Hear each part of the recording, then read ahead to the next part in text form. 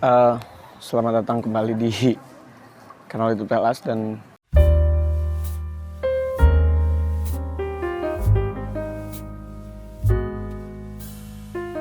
pada video kali ini aku ingin coba membahas dan mendeskripsikan apa yang ada di pikiranku tentang kenapa selama ini timeline Instagram atau story atau apa yang ku bahas itu selalu berhubungan atau banyak dipicu oleh konten-konten yang dibuat oleh Pandji Pragiwaksono, seorang stand up comedian dan co-CEO dari Comika. Ada satu hal yang menjadi kunci gitu, kenapa aku merasa terus bertaut kepada apa yang dia lakukan, kenapa dia pergi ke Amerika dan bagaimana cara dia menceritakan perjuangannya gitu. Nah, salah satu kunci kenapa aku merasa harus terus untuk menautkan diriku terhadap apa yang dilakukan adalah karena menurutku dia punya kemampuan bercerita yang baik. Lalu apa pentingnya gitu? Apa pentingnya kemampuan bercerita dengan baik kalau ternyata apa yang dia lakukan itu nggak gede-gede amat gitu, nggak revolusioner dan nggak nggak heroik gitu. Kenapa indikatornya kenapa alasan aku terus mengikuti apa yang dilakukan itu adalah karena dia pandai bercerita gitu. Nah, jadi gini. Dalam menjalani hidup, langsung berat gitu ya. Dalam menjalani hidup, kadang kita tidak tahu arah gitu. Kadang kita nggak tahu harus ngapain. Nah, untuk sampai kepada kemampuan bercerita yang baik, kita harus selesai dulu di tahap menjawab pertanyaan untuk apa kita hidup gitu. Jadi kalau misalnya kita udah punya jawaban atas pertanyaan atas pertanyaan apa yang akan kita lakukan dalam hidup, kalau kita udah bisa jawab itu, kita bisa move on ke cara ataupun metode penyampaiannya kepada umum gitu. Nah, kenapa ini penting dan kenapa ini unik dan kenapa hanya dimiliki oleh sebagian orang? Karena menurutku untuk mencapai pada kemampuan bercerita dengan baik, kita harus memiliki ketulusan dalam apa yang kita lakukan dalam hidup. Misal, akan sangat sulit bagi orang-orang yang melakukan kegiatannya dengan terpaksa, lalu dituntut untuk menceritakan pengalaman tersebut kepada orang lain. Contoh, akan sangat sulit bagi seorang aktor atau akan sangat sulit bagi seorang pejabat politik untuk menyampaikan pengalamannya dalam hal tersebut kepada orang lain jika ia nggak benar-benar tulus dalam apa yang dia lakukan. Karena untuk sampai kepada kemampuan bercerita pengalaman yang baik, kita harus menerima dulu posisi kita ada di mana gitu. Misal, kalau kita pengen punya kemampuan bercerita yang baik sebagai seorang aktor, ya tahap pertama yang harus dilalui adalah penerimaan diri bahwa kita merupakan seorang aktor gitu. Nah, sama juga misalnya di pejabat politik, misal seorang wali kota. Untuk menyampaikan pesan yang baik, kita nih harus menerima dulu dan kita tuh pengen gitu, benar-benar pengen dan benar-benar tulus dalam menjalani jabatan tersebut gitu. Nah, apa yang kulihat dari Pandji itu ya dia tulus sebagai seorang komika. Dia mau aku sebut tuh, dia emang bener pengen jadi komika gitu. Terlepas dari latar belakang ekonominya ya, karena dia orang kaya juga gitu sebelumnya. Tapi dia pandai gitu, dia pandai menceritakan bahwa semua orang tuh boleh punya mimpi dan semua orang berhak untuk menggapai mimpinya dan wajib untuk mengusahakan itu. Nah, di beberapa momen dia selalu membuat konten berupa pikirannya, konten berupa perjuangannya prosesnya dalam membuat sesuatu. Dan kurasa itu nilai lebih yang bisa didapatkan dari menjalani sesuatu dengan tulus gitu. Karena kalau kita nggak tulus ya mau cerita apa gitu, udah pasti banyak hal yang ditutup-tutupi, udah pasti banyak hal yang di luar dari kenyataan, udah pasti banyak hal yang sebetulnya pengaruhnya lebih besar pada orang lain daripada kita gitu. Jadi ya karena aku merasa paham atau merasa tahu bahwa Pandji itu tulus dalam menyampaikan perjuangannya, jadi aku merasa harus bertaut gitu, harus mengikuti ceritanya. Karena dia juga nggak berhenti untuk menceritakan perjuangannya gitu. Dia bikin konten.id yang sebelumnya itu 044 Weekly Vlog yang menceritakan tentang prosesnya dalam bekerja, prosesnya dalam berkarir, prosesnya dalam memanage Comika Company, dan prosesnya menjadi seorang komedian, khususnya pada saat ini di Amerika Serikat.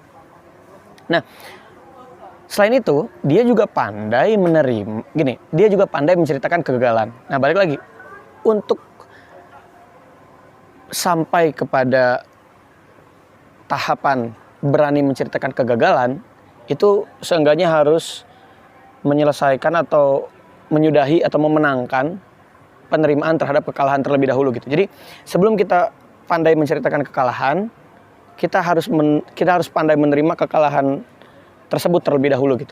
Jadi kalau kita udah menerima kekalahan, terus bisa ditarik prosesnya sampai kepada kita mau dulu menyampaikan pengalaman kekalahan tersebut dan pandai gitu. Pandai dalam menceritakan hal tersebut kepada orang lain. Nah, terus apa gitu? Terus apa benefitnya? Terus apa yang bisa kita ambil? Yang bisa kita ikuti gitu? Atau apa sih hal positifnya dalam hal tersebut gitu? Dalam kemampuan menceritakan sesuatu kepada orang lain. Aku selalu percaya bahwa ini juga apa yang diomongin Panji sih. Dan nggak tahu ya sebelumnya kalau ada yang ngomongin atau orang lain yang pernah ngomongin itu sebelumnya. Cuma dia pernah ngomong itu nggak doang. Ngomong itu perlu kemampuan. Nah, aku sendiri atau teman-teman juga banyak bisa melihat bahwa ada beberapa tahapan untuk orang cakap atau terlihat cakap sebagai seorang pencerita, sebagai storyteller gitu. Jadi kadang kita melihat orang yang diam, kadang kita melihat orang yang banyak omong, tapi kita rasa nggak ada isinya. Kita kadang melihat orang yang selalu punya isi dalam setiap omongannya, tapi kita nggak melihat kemampuan dia untuk menceritakan isinya tersebut kepada orang lain, sehingga kita sulit menanggap apa yang ingin dia katakan meskipun kita tahu bahwa dia tulus. Dan ultimate-nya atau level paling tingginya adalah dia tulus dan dia pandai mengutarakan apa yang dia rasakan. Nah, lalu apa hal yang terpengaruh oleh orang-orang yang mempunyai kepandaian tersebut? Satu, akan banyak orang yang paham terhadap apa yang orang katakan. Misal aku punya kepandaian untuk menyampaikan sesuatu dan aku sampaikan itu ke muka umum. Akan sangat mudah bagi publik untuk meng-catch atau mengunci atau mengambil kesimpulan yang tepat atas apa yang aku katakan. Jika pesan itu dapat ditangkap dengan tepat, jika pesan itu dapat diterima dengan baik tanpa adanya miskomunikasi, aku yakin hal tersebut akan menimbulkan hal baik gitu. Karena ketulusan yang tersirat itu dapat disampaikan dengan kepandaian bercerita yang detail. Jadi ada dua hal gitu. Yang satu harus tulus, harus tulus dulu. Dan yang kedua tuh harus pandai menceritakan hal tersebut gitu. Kalau dua-duanya ini terpenuhi, orang akan mudah mengambil pesan, orang akan mudah menggali informasi, dan orang akan sangat kecil sekali kemungkinannya untuk salah paham.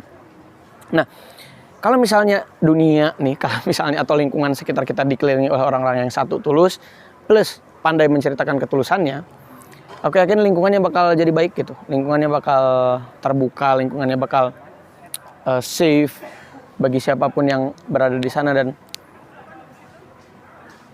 hanya dengan itu gitu, atau enggak salah satunya dengan itu, agar orang-orang yang berada dalam lingkungan tersebut dapat mengambil pesan atau dapat dengan konsisten berusaha selalu terikat pada informasi yang disampaikan. Nah, kita balik lagi ke si Panji. Nah, karena dia pandai menceritakan apa yang dia lakukan, itu memberikan space yang lebih besar bagi para pengikutnya untuk mengetahui apa yang dilakukan dan mengikuti apa yang dia lakukan.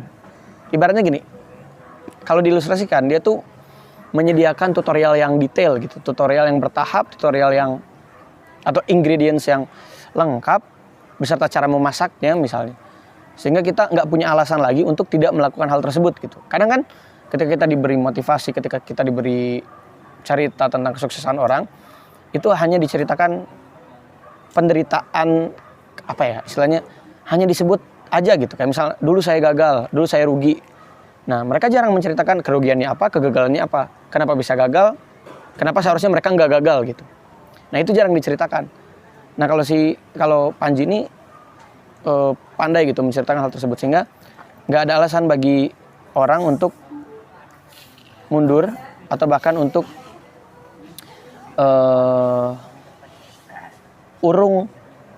mengurungkan niatnya untuk melakukan sesuatu. Karena ya si Panji ini udah memperlihatkan gitu secara total, secara konsisten, keberlanjutan, dan dia mau berinteraksi dengan para pengikutnya untuk menjawab hal tersebut gitu. Nah, terus apa inti dari video ini ya? Aku cuma ingin membahas itu, dan aku harap teman-teman yang menonton itu mencari orang-orang tersebut dan menjadikan orang-orang tersebut sebagai bukan panutan ya, apa istilahnya, orang yang kita ikuti lah, orang yang kita pahami, orang yang kita kulik, orang yang kita awasi, sehingga kita bisa konsisten. Kalau misalnya dia melakukan hal baik, kita tahu caranya gimana. Kalau misalnya dia melakukan hal buruk, kita tahu cara menghindarinya gimana, karena dia menjelaskannya dengan jelas dari kedua sisi gitu. Itu aja buat video kali ini, dan mungkin sedikit menjawab kenapa sampai saat ini aku selalu ngepost atau membahas tentang dia, terus ingin selalu seperti dia gitu dalam hal berjuang, dalam hal memperjuangkan mimpi. Dan oh ya, kata-katanya yang paling bagus tuh tentang mimpi tuh ini, mimpi gak bisa mati, sekerasnya kamu pukul, sedalamnya kamu kubur, ia hanya akan pingsan dan bangkit di masa tua dalam bentuk penyesalan. Itu kuat itu.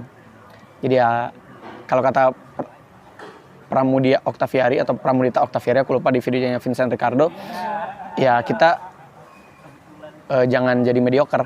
Kita harus benar-benar bersungguh-sungguh dalam melakukan sesuatu. Jadi ya itu dah. Semoga video ini memberikan penjelasan yang cukup baik gitu. Kenapa aku sampai saat ini selalu mengikuti Panji, dan kenapa aku selalu berusaha untuk menjadi seseorang yang pandai menceritakan sesuatu hal yang baik, tentang hal yang baik ataupun hal yang buruk. Semoga kalian juga seperti itu. Itu aja. Dadah.